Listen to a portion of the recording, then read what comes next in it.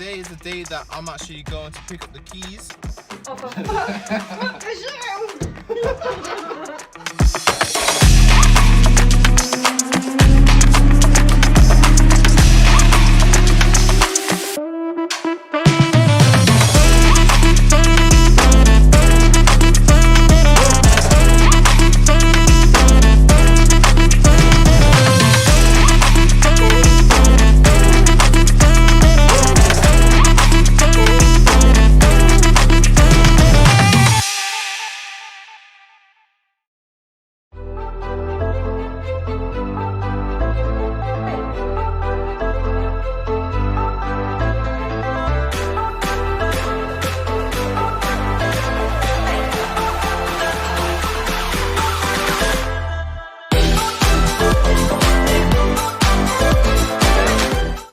First time I actually spoke to this landlord, it was September 2019. The date now is November 2020. So I'm just at home right now. What I've basically done is I've finished the proposal for this 6-bed house.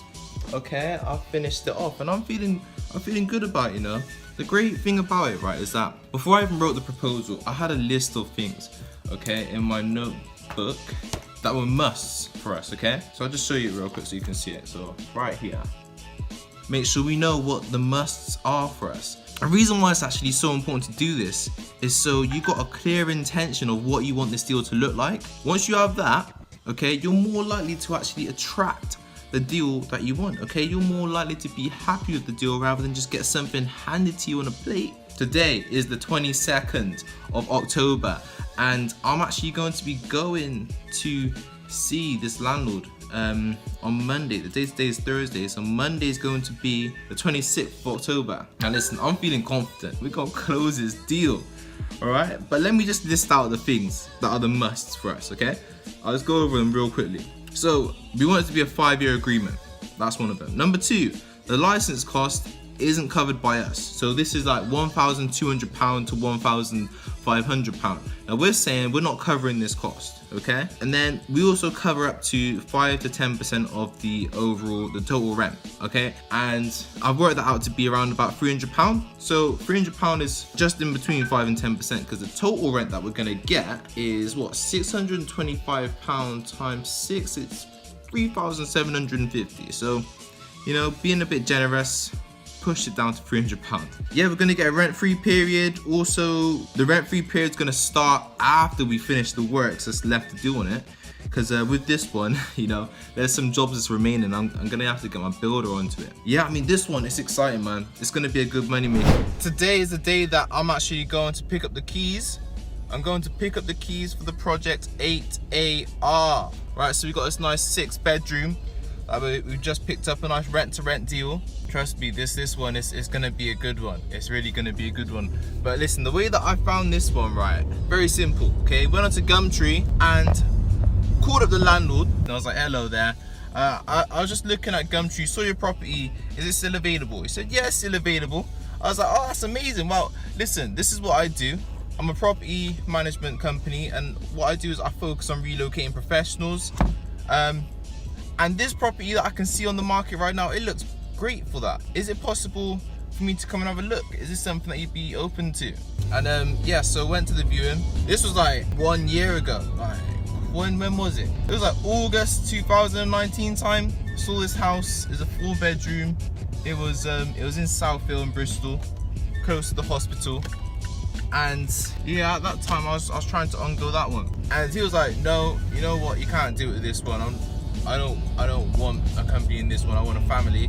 So that one just passed. See, I went to look at this house now. I think it was a month later that I actually went to look at the house in September. Went to look at it, I was like, listen, this house is even better than the last one, mate. Thank you very much for showing me. Give me some time, I'll give you my offer. So put in my offer now. I was like, oh, that's too low, not happy with that.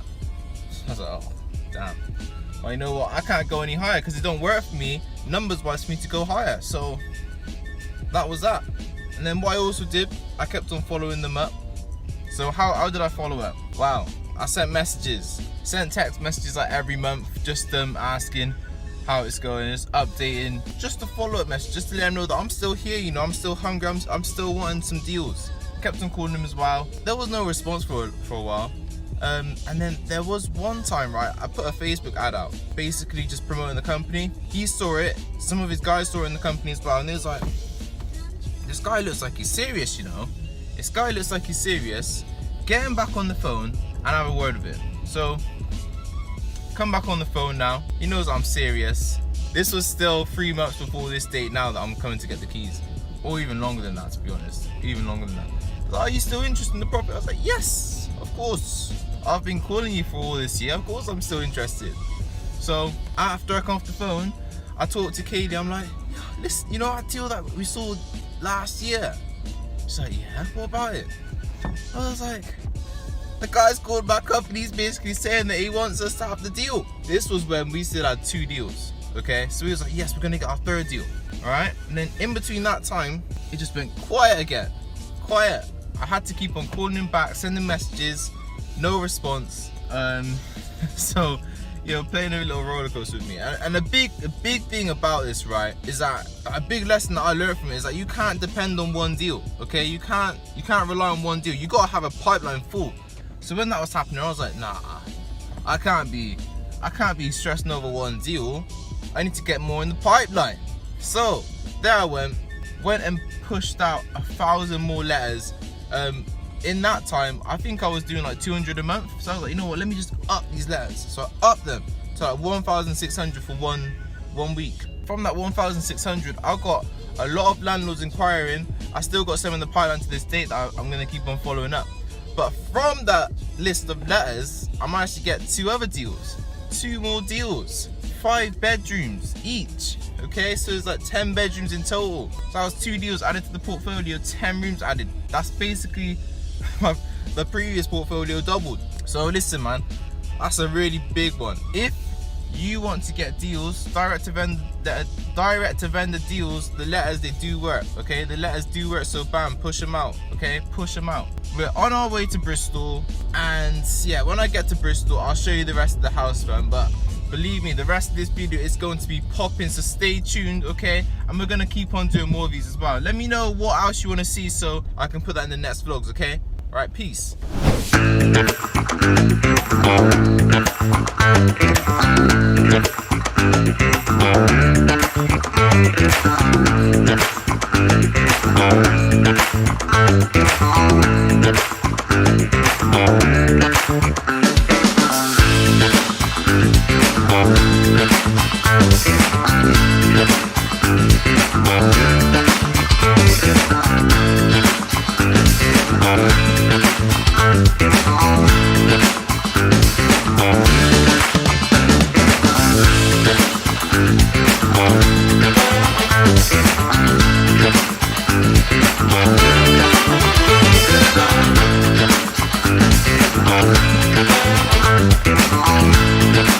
Got the keys and we had to organise everything. We did an online shop on Wilkinson's. Argos got some washing machines. So we tried to get like as much as we could online, so we didn't have to go to the shops and drive around. We got all our bedding and stuff from our storage, which we've used in our previous houses. And then we also got the shelves and the desks and stuff from IKEA.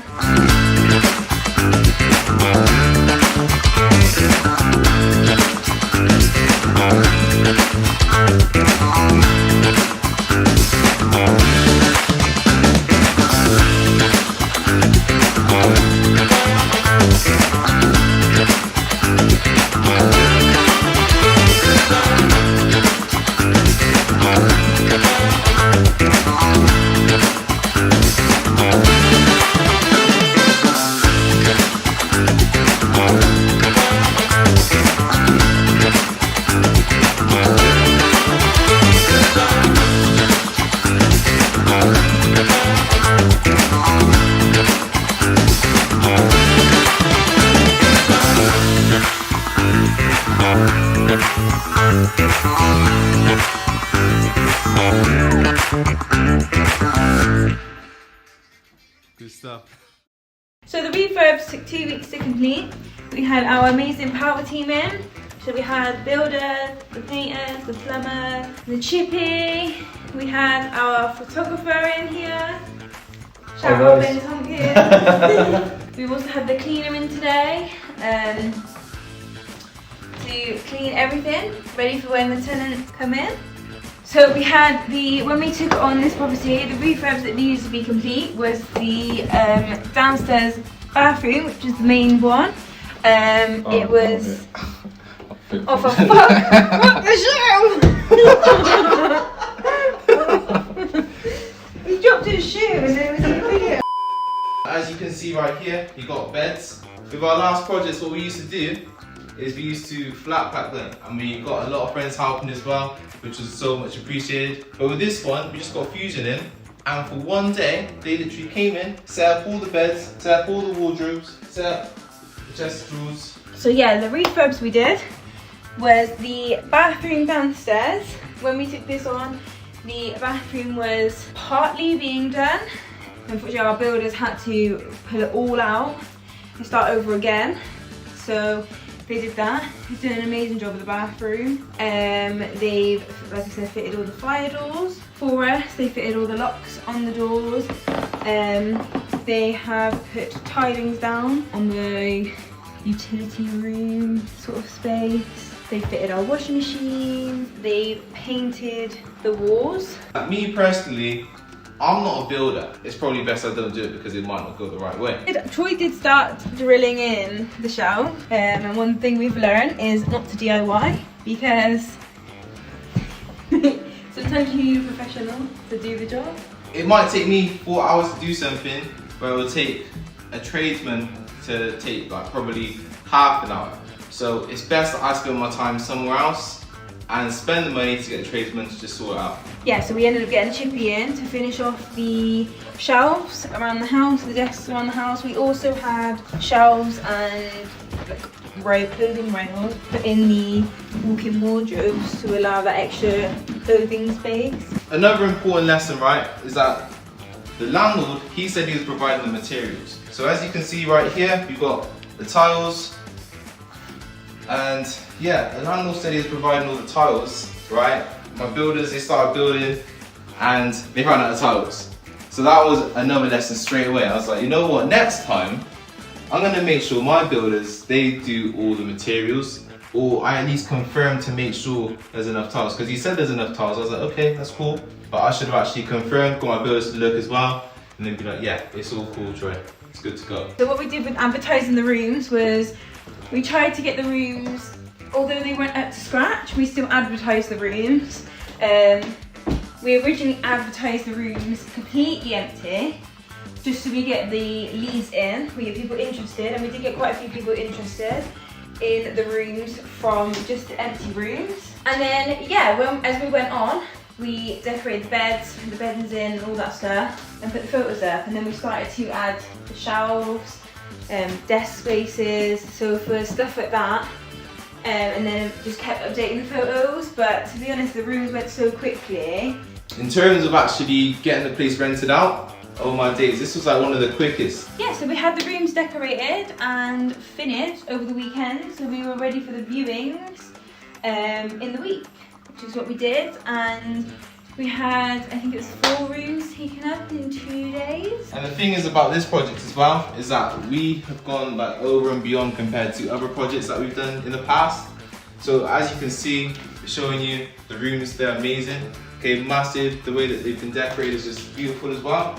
And the tenants, they're all professionals between the age of like 20 to 25. And that's that. I'll tell you about the numbers, because this is what a lot of people want to hear. So the numbers on this one, we agreed a rental price of $2,250 to the landlord, and the bills on top of that will be like £600. We got 3 rooms at $675, and we got 2 rooms at $650, and we got 1 room at $625. So altogether, it adds up to a certain amount. And then take away all the expenses, the profit, it's around about £1,000 a month. The total money that we put in was £6,000. So that was mainly spent on the furniture, mainly spent on the little bits such as your toaster, the washing machines, fridge freezers. So another thing with the builders in the negotiations, we we managed to actually get the price of the works deducted from the rent. It's such an important thing, you know, because it helped us to reduce our costs and also allowed us to, you know, go more all out on the rooms. We had a rent-free period between the time of the works actually getting done. So that's another important thing, because if we started paying from the time we got the keys, we would have paid 1 month, right? With no tenants in, that's actually recovering our costs. Oh yes, and we also, forgot to mention, we turned the downstairs and the stairs space into a walk-in wardrobe for the first bedroom. Originally there was the downstairs under the stairs space, and there was a door which led into the first bedroom, as well as the main door. So we turned that into a walk-in wardrobe for the tenant.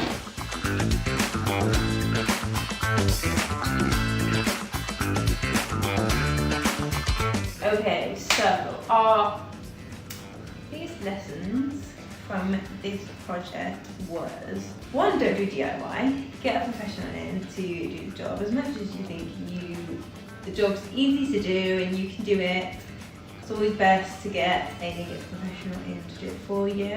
They know what they're doing, they can do the job quickly, it saves your time. Yes, it's going to be a bit more money, but what's more important? Money. Wow.